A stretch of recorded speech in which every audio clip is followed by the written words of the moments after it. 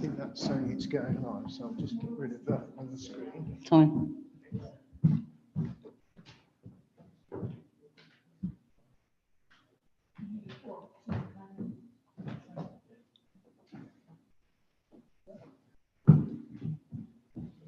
That isn't saying live at the moment. Sorry.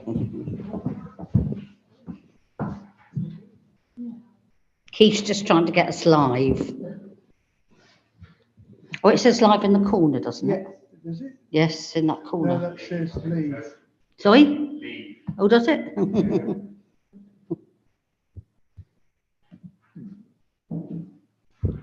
Let me just check.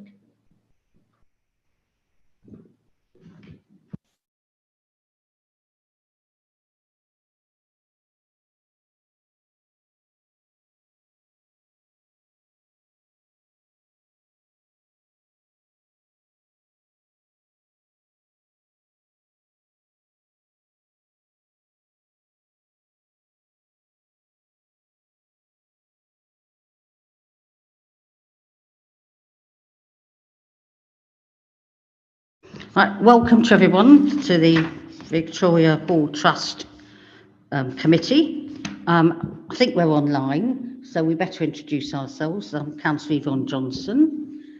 If we go round and people introduce themselves. Jessica Matthews. Ian Patterson, independent member. Dippy Chowdhury, independent member. I'm Adam Wally, I'm Assistant Director for Capital Ealing Council and I'm Lead Advisor for the Trust. Helen Harris, Director of Legal and Democratic Services, representing the Trust here. Athena Zizimas, Councillor for the Lib Dems. Councillor Tariq Mahmood, representing Perryville and South Greenford. Yes, Gareth Shaw, Councillor for Walpole Ward, but of course we are sitting tonight as the Trust and not as councillors. And I'm Councillor Miriam Rice.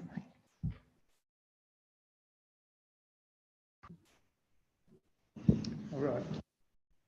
Hello, shall I just introduce myself? Sorry, I'm virtual. I'm Shabana Kosa. I'm the Assistant Director for Strategic Finance here in the capacity in presenting the Trust's accounts. Thank you. Thank you. Keith Broomfield, Democratic Services, taking the minutes. Okay, thank you very much. Can I sign the minutes of the last meeting, which were mostly in private last year? I think they've all been sent to everyone. People agree that I sign those? Yeah, agreed, thanks, Chair. Thank you. Urgent matters, there were none, I don't think. Declarations of interest, anybody? No, thank you. And then we come on to updates, which I think the first update will be, or report will be, is it at you, Adam? Thanks, Chair. Yes, that's myself and Shabana again to jointly present this item. So hopefully Shabana and I are going to run through some slides which we've prepared in advance. It's going to be a bit of a double act. It's intended just to, hopefully people have seen the annual return pack that was sent with the report. There was a number of appendices in there. So the report this evening is seeking your approval to sign off the draft annual return for the Trust and in particular the accounts for the 2021-2022 year, which is the reporting period that we're now reporting on. So there's a fair amount of detail in the report and the appendices. So we thought between Shabana and I, we'd give a short, hopefully 10 to 15 minute presentation just to walk you through some of the detail. And then obviously we can open it up to any questions that you may have. So with your agreement, Chair, I'll move on. Thank you. So as I say, the Council's finance team have prepared the accounts for the Trust for the 2021-22 financial year. and that includes an update to the previous draft accounts that some of you will have seen, and we'll talk a bit more about the detail of that. The trust, in case people weren't aware, has now been formally registered, and that took place in June 2021. So prior to that time, as you may be aware, we were in dialogue with the Charity Commission to make arrangements for the Charity Commission to formally recognise Victoria Hall Trust as a charity. So although the trust has existed since 1893, I think it wasn't sort of formally recognised under sort of modern charity commission arrangements. So part of the work which led to the scheme, which you might remember was published in March 21, led to the registration of the charity. And what that's meant is now that the charity is formally recognised by the Commission, that we are required to submit an annual return under Charity Commission requirements. So the charity's financial year and reporting year therefore works from June to the month of the registration through to the May of a full calendar year. So that's the reason why we're presenting the accounts for that period. As you'll be aware, and as has been the case for the previous accounts we've presented to you, the principle has been that the council has operated and managed this building, Ealing Town Hall, including the trust property, on behalf of the trust. So we'll go into some detail about how the cost and income works for that. But the council's events team, for example, provide an overall sort of bookings and hospitality service, which the trust currently sort of buys into. The accounts, which, as I say, Shabana and I will go into further detail with you, have been prepared in line with the previous methodology that some of you, I know a number of you wouldn't have been on what was the General Purposes Committee when we last looked at the accounts, which was back in January 2021. But for those who weren't there, we'll talk you through the process applied. But for those that were, just for your sort of continuity, we've applied broadly the same principles. Last point on this slide, as you'll appreciate, the reporting period was during sort of latter stages of the height of COVID. So clearly that will have had a bearing on usage of the town hall, including the trust property. So this moves us on so for a reminder, the last time we looked at accounts together and presented them to you was in those days under the General Purposes Committee. So that was before the trust had formally been sort of delegated into what is now the Victoria Hall Trust Committee, the committee this evening. So we met on the 28th of January, which was prior to the registration, as I said. We presented a set of accounts for the 2018-19 and 2019-20 financial years at that time. That reflected a cumulative deficit position of £327,000 over those two financial years. Shabana working with myself and colleagues, you may recall there was some discussions at that time, appreciating that was over 2 years ago now. There has been some work done to review some of the assumptions in those accounts, and that has led to an adjustment to that position that we reported to you then, and the deficits over that same period is now reported as £249,000. Just as a sort of side point, I think it's attached to Appendix 2C. It's largely for information, but we have included with the draft accounts, Shabana's done an exercise to backdate because we have the information on income and expenditure on Ealing Town Hall dating back to 2012. Shabana's run the numbers for those and has sort of shown those as an appendix, which indicates a deficit of £416,000 from the start of that process up to the 2017-18 financial year. So in effect, the year prior to us restarting the trust accounts. That's then been, for the purposes of the way the information is presented, that's shown as having been waived by the council corporately. So that's not being applied to the accounts, but we thought, just for your information, it might be quite helpful for you to see that. So that's included. The costs shown do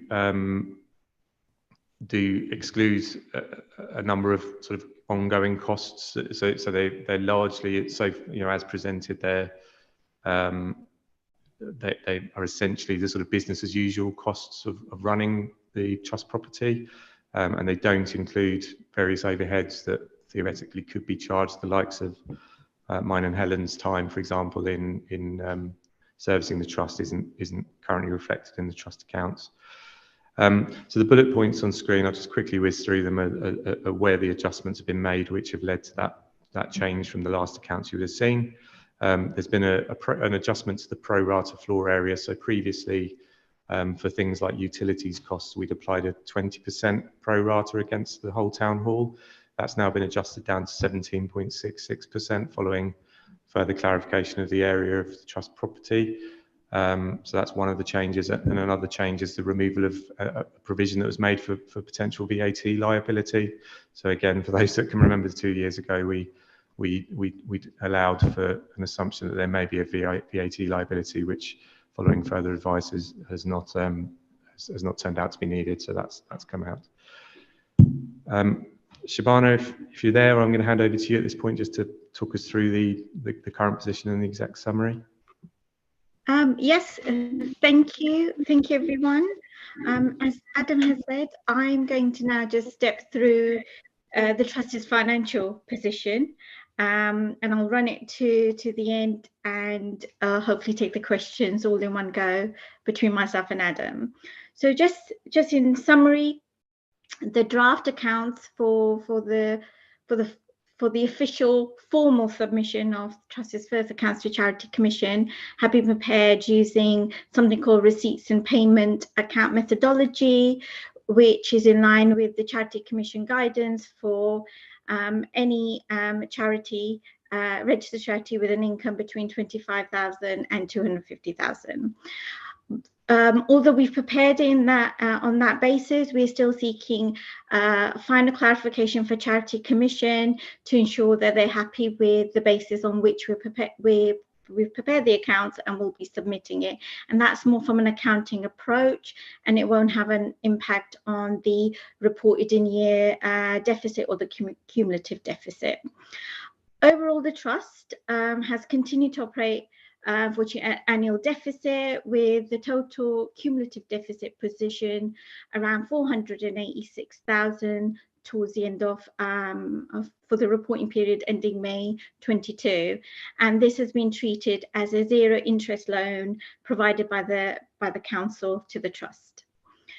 As Adam has said, so I won't dwell on it, that there's some costs that are not included. But in addition, there's also the costs associated with participation of the hearing or the apportionment of the costs relating to the premium to do with the Masscraft deal have also not been included at this time.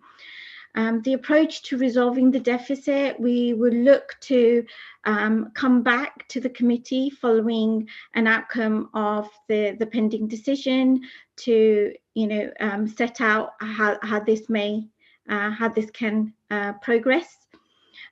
With regards to the report is very much asking the committee to note the position and to provide delegation to officers in consultation with the chair to make the final submission of the annual return and the accounts for the period running from June to May 22, in line with the further advice we received from Charity Commission. Thank you, Adam. So in summary, obviously there's been a couple of years since the last lot of accounts have been seen. So this slide, I'm just going to summarize the position of the two missing years before we get to the year we're going to end up reporting in. And this is very much the pandemic years, as you would probably note. So in 2021, so that's the period running from 1st of April 20 to 31st of March 21, the council's in-year position for the Ealing Town Hall was a deficit of 409,000, of which the trust accounted for about 64,000. Included within that was income a share of COVID grant that the council had submitted for and applied for and received towards shared equally towards the trust based on the income proportionality.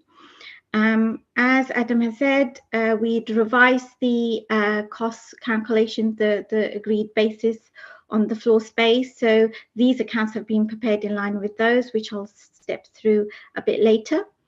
And at the end of that year, the trust was reporting a cumulative deficit of about 313,000. The year after, in 21-22, the in-year deficit for the trust was about 122,000, and this did also reflect an additional COVID grant just for the first quarter of about 28,000. And again, it's done on the same basis, leaving a cumulative deficit position at the end of that period to about 435,000. Adam, could you just flip over? Thank you. So the trustee report is a counter charity commission. So this is as I said, the formal or the official reporting period of following our re-registration with the Charity Commission, running from 1st of June 21 to 31st of May 22. And in that year, the trustee's in-year position was reporting a deficit of about 160,000. And bringing the cumulative deficit at the end of that period to about 486,000. When we've submitted the accounts, because they're based on receipts and payments, so the draft accounts exclude an accrual of about £3,500 relating to spend that had been incurred, hasn't yet been incurred, an estimate for the independent review that we will need to undertake, which will be reported in the next accounting period as is occurred. Adam, on to the next one. So this is just going to step through over the next two slides, the income and the cost share basis of Ealing Town Hall and the split between Victoria Hall Trust. So all costs, with the exception of event staff, security, cleaning, and some direct costs incurred on Victoria Hall Trust. The cost split is based on the floor area, the revised floor area of 17.66%, so about 18% cost share to Victoria Hall Trust. And just to kind of set out that, the council's accounts and the council's financials are always subject to external audit. So the accounts have been prepared on partly audited accounts for a period, and obviously as we are going through an audit at the moment which hasn't yet finalized our last year's accounts, so that's subject to that, but we expect very little change from an accounting or a reporting perspective for the trust itself. The event staff, security and cleaning costs have been split on a income proportionality, and the direct costs incurred have been charged to the trust at 100%. The income is based on what actually relates to the room bookings for the 2 rooms in question and all the other rooms within Ealing Town Hall, so it's the actual income. The staff cost, as I said, is based on the total costs of the event team managing and administering room bookings. That is split on a proportionality of the income received between Ealing Town Hall and Victoria Town Hall. The direct costs in this period are predominantly relating to the forensic accountant advice that was supplied to the trust as part of the pending appeal. So this only includes what we've actually paid, but there are likely to be further costs associated with the appeal, including further forensic account costs that that hadn't transpired or hadn't been paid by May 22, that will be reported in the next period. Utilities and general costs, this, as it says on the tin, mainly, it's all based on the 17.66%, the cost share. But just to kind of summarize for those that can't remember back, a couple of years back, that the business rates, even though the trust is a charitable status, unfortunately, Ealing, the valuation office can't value the individual rooms, and hence it predominantly has to be valued as a building on its own, and for that reason the council's status applies. Therefore there is no relief that can be applied in the current status. Obviously this will be reviewed in the future, but that's what it is, and that same follows through the additional cost of the levy for the Ealing town hall area, for which is under to pay that additional contribution. The core operating costs reflect the actual reactive and planned maintenance that's been incurred on Ealing Town Hall, and a share of it is being charged to the trust again on the floor area basis, with security and cleaning costs being charged out or proportioned out based on the income. And the other costs very much only really relate to refuse disposal or waste collection from the site. The accounts preparation, as I said before, is being prepared on receipts and payments, which is like a cash basis. And the format it's presented in is in the pro forma provided by Charity Commission and on Charity Commission's website, which is set out in Appendix 2A. We would, council officers are looking to have it independently reviewed, as we do with any due process, through an independent examination, while the accounts that reflect the town hall, as I've said previously, council's own accounts go through a external and independent review through an external audit to kind of ascertain a fair and a consistent and transparent basis, as well as obviously accuracy being a key fact. As I said, following clarification from the Charity Commission on our approach, we will look to submit the annual return, including the accounts, in time for the deadline or revised deadline, depending up to what Charity Commission advises on. And I think we're at the end, so it's over to yourself for any questions. Are there any questions to Shabana?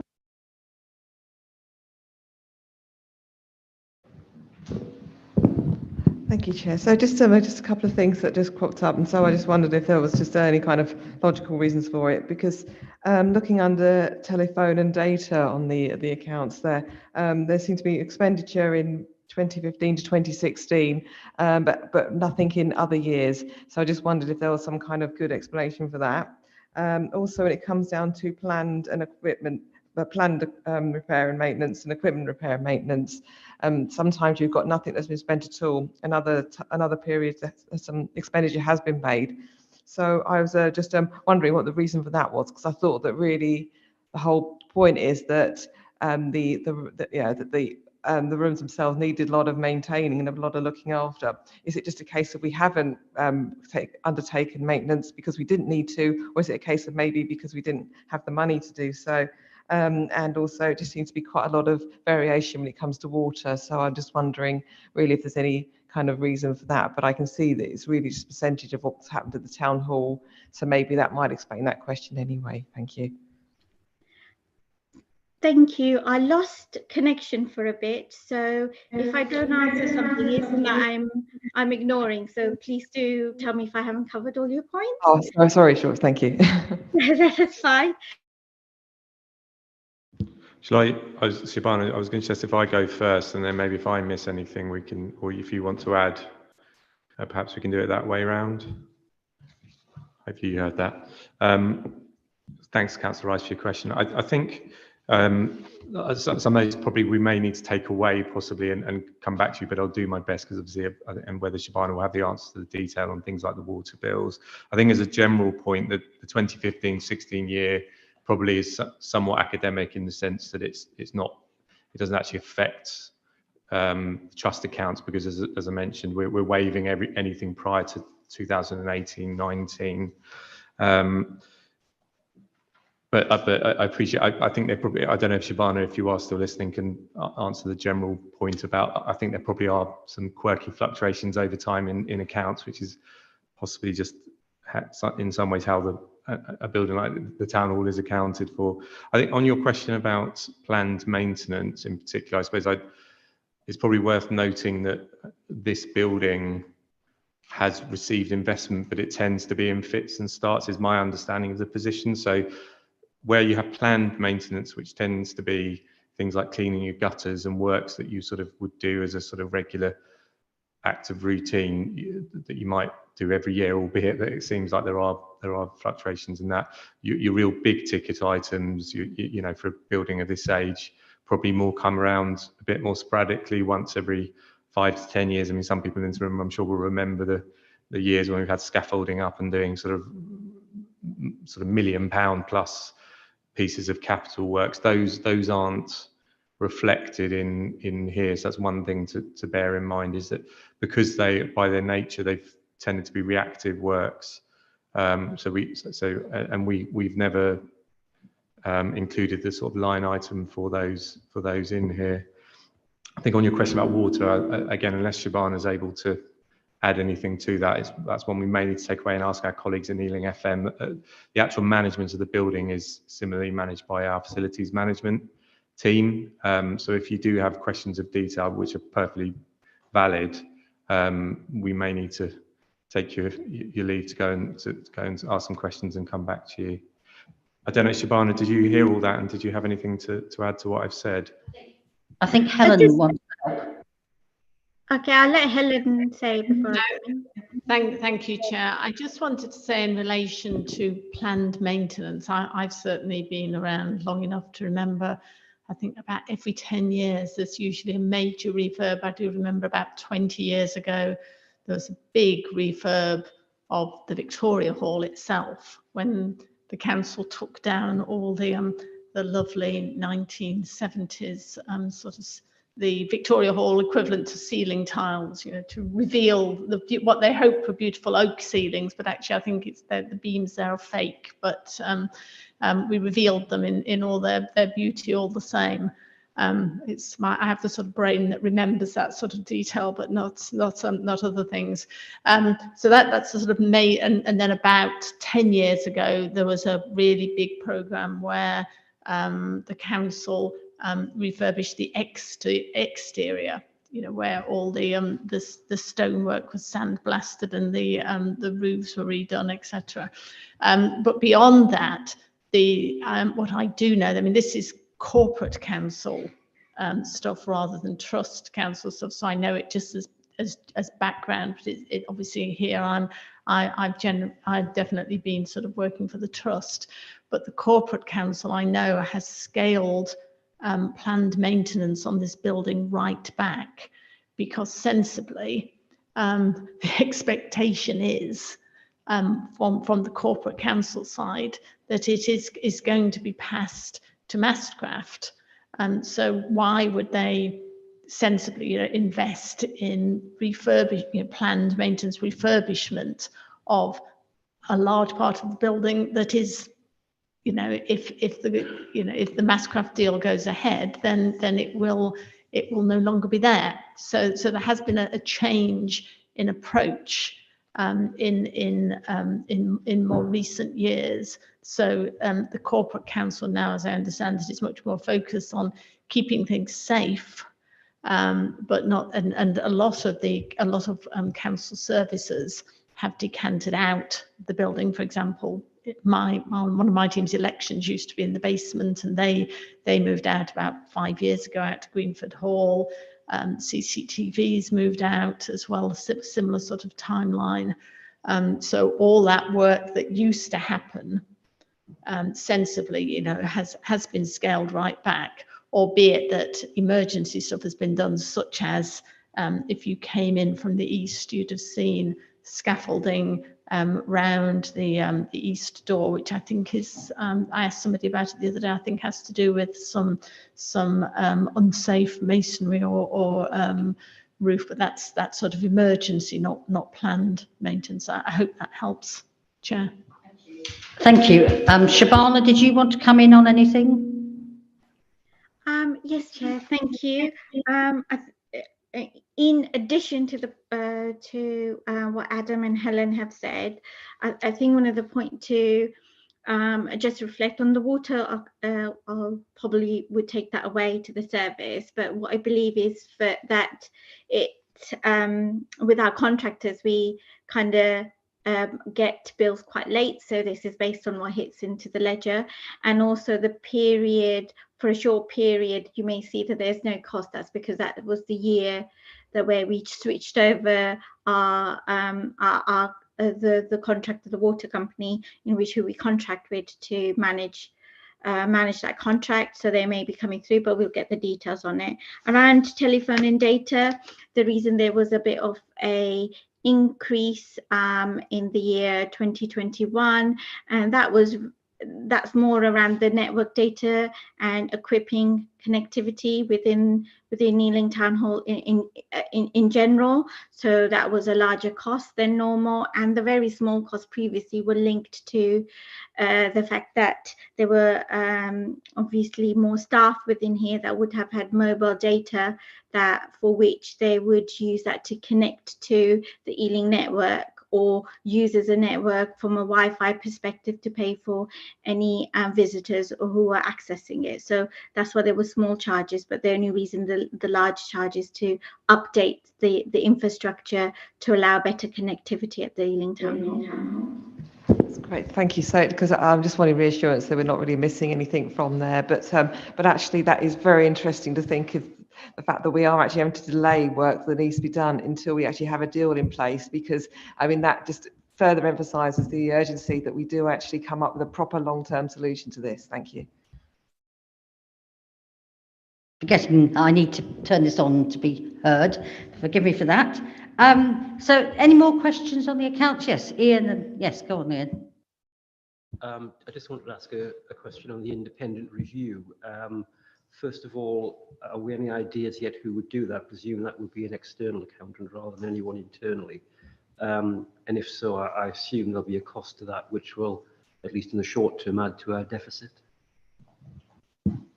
Thanks, Ian. I'm happy to answer that one. The answer is yes. So we have the intention at the moment is to commission a company called Moore Kingston Smith, who are the same company that carried out the forensic assessment of the accounts as part of the hearing process. It's not in fact the same team, but it's a different team within that business. They're quite a large accountancy firm who have experience in advising charities. I'm told it's upwards of 600 charities that they advise and do reviews on.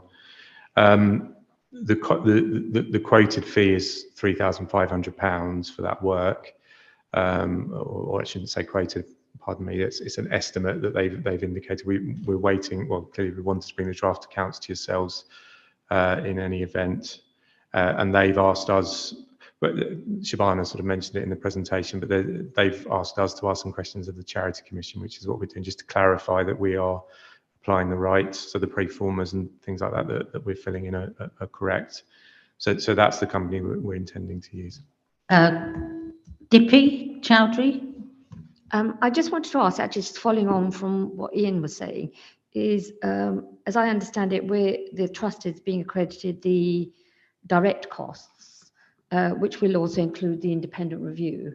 Why is the direct costs fully being picked up by the trust and not being done on a proportionate basis like the other things? Because ultimately, any cost that we incur that might allow us to go ahead with the Mastercraft deal will benefit the council too. So why is that not being proportionately charged? I think that's a good question. I think I'd say on paper, the costs of, sorry, Debbie, thanks. The costs of the trust participating in the appeals process, I think the view that's been taken is that is legitimately a cost wholly to the charity, albeit that I take your point that the trust is obviously, is participating in pursuit of an objective that sort of benefits the corporate council as a sort of separate party in effect. I think probably what I'd say, so I think it is a fair point. I would say that there's probably, and again it was alluded to in the presentation, there's probably a bit of a negotiation yet to be had with the council corporately on this whole matter. And what we've essentially said is that until we know the outcome of the appeal, which I think most people are aware is in about less than 2 weeks' time, we can't come to you with a confident sort of position on where we stand as a trust and reconciling that. So I think what I'm saying in answer to your question is, I think it's, there is definitely a discussion to be had between the trust and the council corporately about how we're apportioning the costs of the Marscraft deal, which would include the current appeal process. I don't know, again, I think Helen Chair wanted to come in. Thank you, Chair. Just to be, we've been very clear with the tribunal and the parties all the way through that the council's participation in the litigation proceedings are in the council's capacity as trustee and not in its corporate capacity. And as you know, we wear two different, the council wears two different hats in relation to the town hall and the Marscraft deal, but for the purposes of the litigation, it is most definitely participating in its capacity as trust. Therefore, it may be at a later stage that Adam and I are able to persuade our corporate colleagues to chip in, but primarily the participation and therefore the responsibility for the costs is for the trust, who is we the trust are currently sort of fighting for the right to determine ourselves in a way that will enable the trust to participate in this deal and secure its long-term future. So I think that's Dippy's asked a very sensible point, but that will be for the future, and for the moment, it's not really a helpful approach for us to sort of suggest that the corporate council is somehow jointly funding this. We're doing it as the trust, not the corporate. Councillor Shaw. Yeah, thanks, Chair. I was just going to mention, because I think it's worth recording as well, and I think what some of the questions and answers here have really highlighted is that we're in a bit of a sort of grey area at the moment while we're waiting for the courts to settle what's actually happening. And so actually we've been paused, and the costs are increasing on a monthly basis effectively, while the decision is being made. So in fact the pause is costing the trust money, and has cost the trust now quite a substantial sum of money.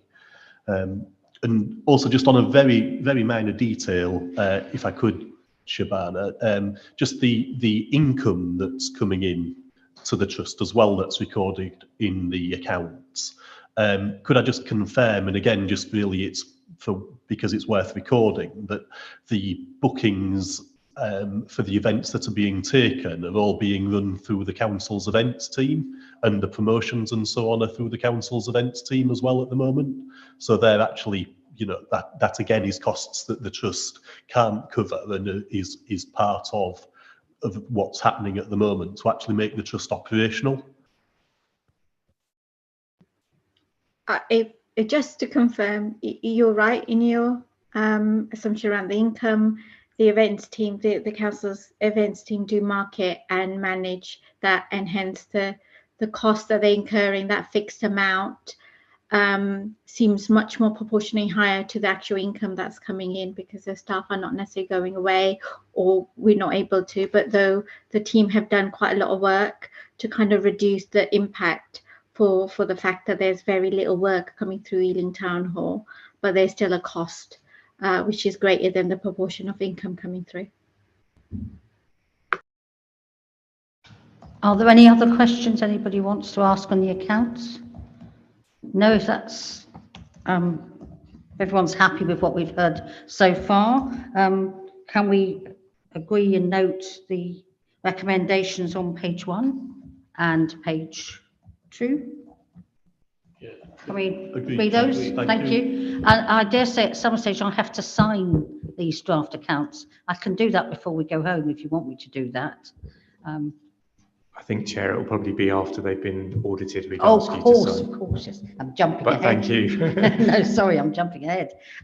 Okay, thank you. Now that brings us on to, I think, is it you, Helen, who's going to give us an update on the hearing? Can I just remind people, this is obviously, we're in public at the moment, but anything we say, can we all be a bit careful and not go away and talk about this because it is a bit sensitive? But anyway, over to you, Helen.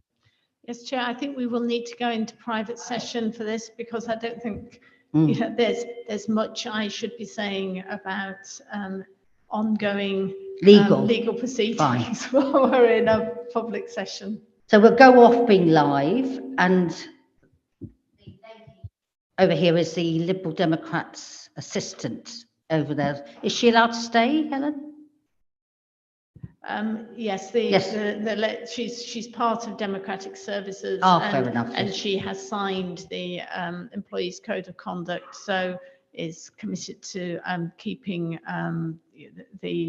what she hears confidential and yeah, keeping it confidential. So in the same way that everyone here is. So yes.